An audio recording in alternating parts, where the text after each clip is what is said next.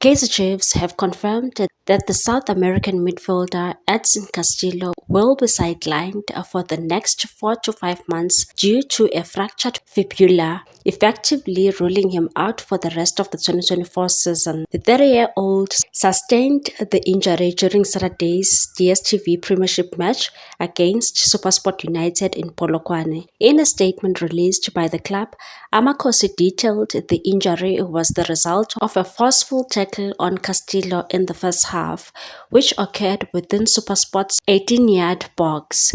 Following the incident, Kaizer Chiefs head coach Nasruddin Nabi openly voiced his concerns about player safety, leading to a yellow card after an intense appeal to match officials for increased protection for his players. The club statement emphasized their commitment to Castillo's recovery, pledging full support and resources as the midfielder undergoes surgery and begins his rehabilitation. And the statement said, "Our thoughts are with Edson as he focuses on his recovery, and we look forward to seeing him back on the field stronger than ever."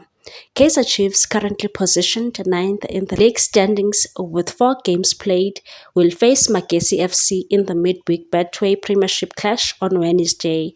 The absence of Castillo leaves a significant gap in Chiefs midfield, sparking speculation that the club may be eyeing Bongani Zungu, a former Mamelodi Sundowns player, to bolster their central midfield options. Zungu, currently a free agent, recently saw a potential transfer to Moroccan club wide Casablanca fall through. Further updates on Castillo's injury status will be shared by the club in the coming weeks as he embarks on his road to recovery.